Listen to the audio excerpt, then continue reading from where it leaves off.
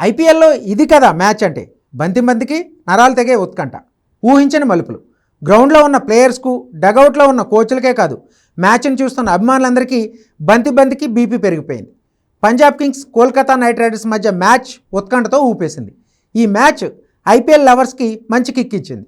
లో score match అయినా కావాల్సినంత మజా దొరికింది. ఉత్కంఠభరితంగా సాగిన మ్యాచ్లో కేకేఆర్పై పంజాబ్ సంచలన విజయం అందుకుంది. 111 పరుగుల స్కోర్ను కాపాడుకుని కోల్కతాను 95 రన్స్కే ఆల్అవుట్ చేసింది. ఈ విజయంపై పంజాబ్ కోచ్ రికీ పాంటింగ్ ఆసక్తికర వ్యాఖ్యలు చేశాడు. కోచ్గా తాను సాధించిన అత్యుత్తమ విజయం ఇదేనన్నాడు. అయితే ఇలాంటి హై టెన్షన్ మ్యాచ్లతో తనకు ఇబ్బంది అయినట్టు వ్యాఖ్యానించాడు. ఎందుకంటే మ్యాచ్ చూస్తున్నంతసేపు తన హార్ట్ బీట్ పెరిగిపోయిందని గుర్తు చేసుకున్నాడు. ప్రస్తుతం తనకు 50 ఏళ్లని, ఈ వయసులో ఇలాంటి ఉత్కంఠ మ్యాచ్లు చూడాల్సిన అవసరం లేదంటూ చెప్పుకొచ్చాడు. ఇలాంటి మ్యాచ్ల్లో కొన్నిసార్లు సగం ఇన్నింగ్స్ అయ్యాక చేజింగ్ అంత ఈజీ కాదన్నాడు. ఇదే విషయాన్ని జట్టు సభ్యులకు తాను చెప్పినట్లు పేర్కొన్నాడు. చాహల్కు గత మ్యాచ్లో గాయమైనా పూర్తి ఫిట్నెస్ సాధించాడని, మ్యాచ్ను మలుపు తిప్పేశాడని ప్రశంసించాడు.